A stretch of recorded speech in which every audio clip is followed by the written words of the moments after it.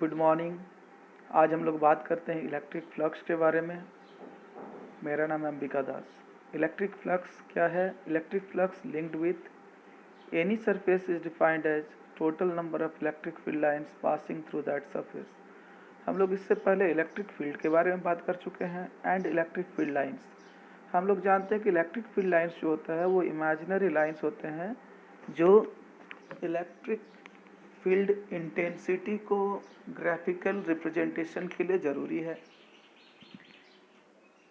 तो ये field lines किसी सरफेस से जब परपेंडिकुलरली पास करते हैं तो इनके नंबर्स या इनका density of the electric field lines जो है वो रिलेटेड है फ्लक्स से। तो flux is basically what? Flux means rate of flow. तो यहाँ पर फ्लो क्या कर रहा है? क्योंकि इलेक्ट्रोस्टैटिक्स में हम जानते हैं कि चार्ज रेस्ट में रहता है तो फ्लो कुछ भी नहीं करता यहाँ पर, बट जो फील्ड लाइंस का पासेज है उसी को हम लोग मान लेते हैं फ्लक्स। तो सपोज यहाँ पर एक सरफेस है, रेक्टेंगुलर सरफेस हम लोग लिए हैं और electric uniform electric field lines are passing through them normally through the area S. then the electric flux through the surface of area S is given by phi equal to ES। E हो गया electric field intensity into the surface area. तो mathematically the product of the electric field intensity and the surface area gives us the quantity और magnitude of electric flux. तो अगर suppose ये जो surface है इस पर electric field lines equally pass नहीं कर रहा है तो ऐसे कंडीशन में हम लोग को एक एलिमेंट्री एरिया लेना होगा और इस एरिया का जो वेक्टर फॉर्म है यानी कि उसका डायरेक्शन के साथ लेना होगा। तो अब कैसे पता चले कि एरिया वेक्टर का डायरेक्शन क्या होगा? तो सिंपली एरिया वेक्टर जिस भी प्लेन पर होता है उस प्लेन पर परपेंडिकुलरली होता है और परपेंडिकुलरली आउटवर्ड यानी कि बाहर की ओर होता है।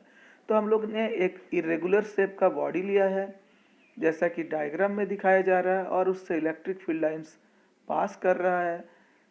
पहले भी मैंने बताया कि electric field lines are not passing equally but vary कर रहा है यहाँ पर। तो यहाँ पर हमने एक एरिया वेक्टर लिया ds जिसको दिखाया गया और इलेक्ट्रिक फील्ड इंटेंसिटी के साथ बीच में जो एंगल बन रहा है that angle is considered as theta. It means कि हमें यहाँ पर इलेक्ट्रिक फील्ड इंटेंसिटी के डायरेक्शन में ds को लेना होगा। अब the direction of ds is making an angle theta with the electric field intensity. तो ds का वो कंपोनेंट जो इलेक्ट्रिक फील्ड इंटेंसिटी के डायरेक्शन में वर्क करता है that will be ds cos theta. और अब हमें प्रोडक्ट लेना है इलेक्ट्रिक फील्ड इंटेंसिटी का मैग्नीट्यूड का और ds का वह कंपोनेंट जो कि e के डायरेक्शन में है यानी कि ds cos थीटा का। तो हमें फ्लक्स मिलेगा D phi equal to E D S cos theta. तो हमारा ये जो इलेक्ट्रिक फ्लक्स मिलता है D phi, this is the electric flux due to the elementary area vector जो कि हमने कंसिडर किया है। वो जो डी एस एरिया वेक्टर हमने कंसिडर किया उसके वजह से एरिया हमारा इलेक्ट्रिक फ्लक्स डी फाई हो रहा है जो कि हमें E D S cos theta के बराबर मिलता है। लेकिन हमें तो पूरा सरफेस का इलेक्ट्रिक फ्लक्स का फाइंड करना है। तो उसके लिए क्या करना है, ये जो एलिमेंट्री एरिया वेक्टर है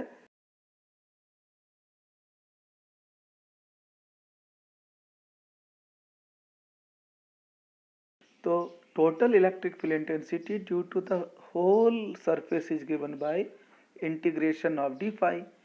now integration of D phi equal to क्या है? डी फाई इक्वल टू है E D S cos theta. तो E D S cos theta को हम लोग अगेन क्या लिख सकते हैं?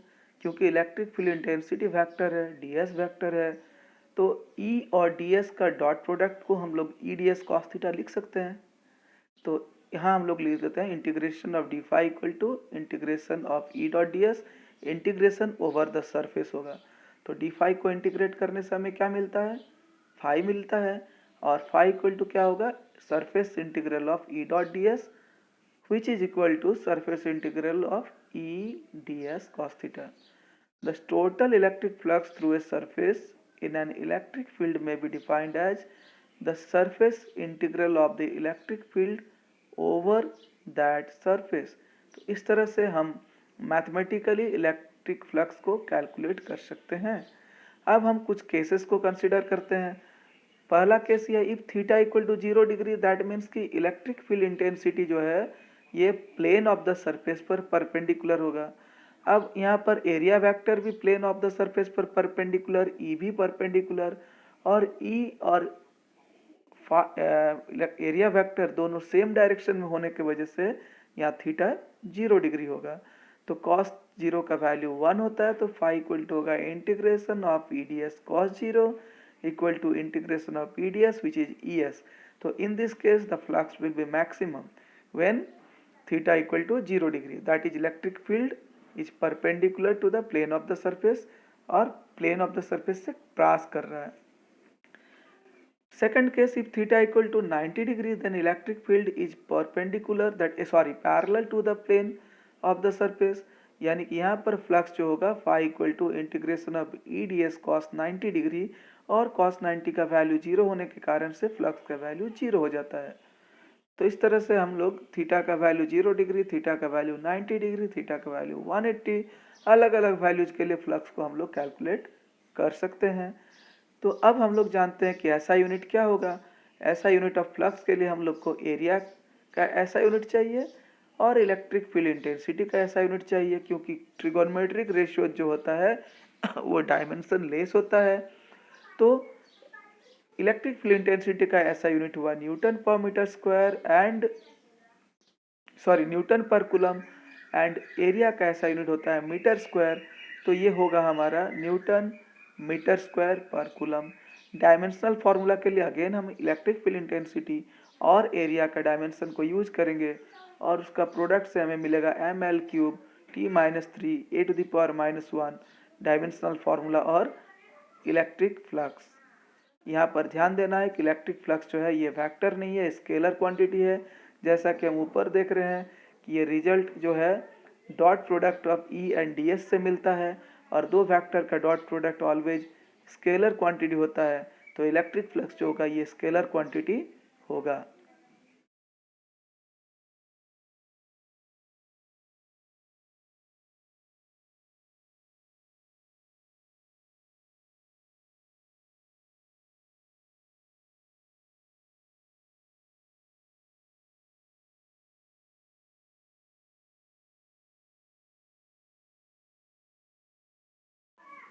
सो यहाँ पर हमें एरिया फैक्टर का जो कॉन्सेप्ट है ये बहुत ही क्लियर होना ज़रूरी है। तो चलिए हम लोग जानते हैं एरिया वेक्टर क्या है। सपोज ये हमारे पास एक सरफेस है और ये हमारा एक इलेक्ट्रिक फील्ड का डायरेक्शन को बता रहा है।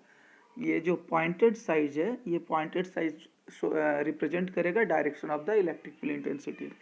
तो सपोज कि हमारा यहाँ पर ये सरफेस इस तरह से है, तो ds का डायरेक्शन क्या होगा, ऐसा होगा, परपेंडिकुलरली आउटवर्ड। लेकिन अगर इसी को हम लोग ऐसे टिल्ट कर देते हैं तो ये ऐसे हो जाएगा। अगर ये ऐसा होता है, ऐसे रखते हैं सरफेस को, तो ds जो होगा हमारा ऐसा होगा। यानी कि ये in every case electric field intensity the direction of the area vector will be perpendicular to this surface, and इस सरफेस पर कैसा होगा, परपेंडिकुलरली इनवर्ड भी हो सकता है, आउटवर्ड। लेकिन इन दिस केस जब हम लोग एरिया वेक्टर की बात करेंगे तो ये डायरेक्शन कंपलसरी होगा कि ये आउटवर्ड होगा।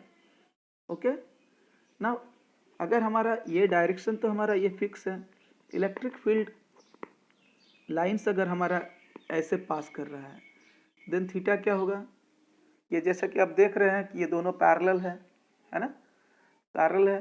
तो इस केस में थीटा 0 डिग्री होगा और जो इलेक्ट्रिक फ्लक्स का वैल्यू होगा वो मैक्सिमम होगा। लेकिन अगर ये इस तरह से ds है और इसका इस सरफेस का पैरेलल अगर इलेक्ट्रिक फील्ड लाइन से ऐसे पास कर रहा है इस तरह से, देन इन दिस केस आप देख सकते हैं कि ये जो इलेक्ट्रिक फील्ड लाइन्स है और ds का बीच का जो एंगल है, ये एंगल 90 डिग्री बन रहा है। यहाँ पर आप देख सकते हैं कि परपेंडिकुलर है। तो in this case electric flux का जो वैल्यू होगा वो 0 हो जाएगा, क्योंकि थीटा का वैल्यू यहाँ 90 डिग्री और cos 90 का वैल्यू होगा 0 डिग्री। तो इस तरह से हमें ये जो ds का डायरेक्शन है, एलिमेंट्री एरिया वेक्टर का जो डायरेक्शन है, this is very very important to find the electric flux linked with any surface. तो बच्चों इस तरह से हम एरिया वेक्टर के बारे में जानकर, उसके डायरेक्शन को जानकर, इलेक्ट्रिक फील्ड इंटेंसिटी के वैल्यू को जानकर, उसके डायरेक्शन को जानकर हम electric flux associated with any surface को फाइंड कर सकते हैं। मुझे उम्मीद है कि इलेक्ट्रिक फ्लक्स का ये जो टॉपिक है ये आपको बहुत ही अच्छा लगा होगा। ये क्लास 12 के बाद जो भी एग्ज़ाम्स होंगे, चाहे वो नीट का हो, इंजीनियरिंग्स का हो, और आगे जो भी एग्ज़ाम्स उसके बेसिस पर आप देना चाहें, उसके लिए बेहद इम्पॉर्टेंट टॉपिक है। इसलिए इसको बेहद बेहतरीन तरीके से आप क्लियर कीजिए और आगे पढ़िए, आगे भी इसको स्टडी करते रहिए। मुझे उम्मीद है कि ये टॉपिक आपको बहुत ही अच्छा लगा। तो अगर आपको अच्छा लगा तो प्लीज़ इस वीडियो को लाइक कीजिए, अपने दोस्तों में इसको शेयर कीजिए और इस चैनल को सब्सक्राइब ज़रूर कीजिए, ताकि इस चैनल से जुड़े हुए और इसके आगे के लेटेस्ट वीडियोज़ का नोटिफिकेशन आप तक जल्द से जल्द पहुँचे। आगे हम बहुत जल्द लाइव क्लासेस लेकर आएंगे और how to solve numerical problems in physics को लेकर भी आएंगे। इलेक्ट्रोस्टैटिक्स चैप्टर के न्यूमेरिकल्स को 1 बाय 1 करके हम सोल्व करेंगे और डिफरेंट मेथड्स के बारे में जानेंगे, सो दैट ये जो न्यूमेरिकल सोल्व करने का जो पजल है या जो भी डिफ़िकल्टी आपको फील होती है, वो डिफ़िकल्टी को आपके लिए दूर हो जाए। तो प्लीज़ इस चैनल को सब्सक्राइब कीजिए और अपने दोस्तों में शेयर कीजिए। बहुत जल्द हम नए टॉपिक्स के साथ आपसे मिलते हैं। Thank you.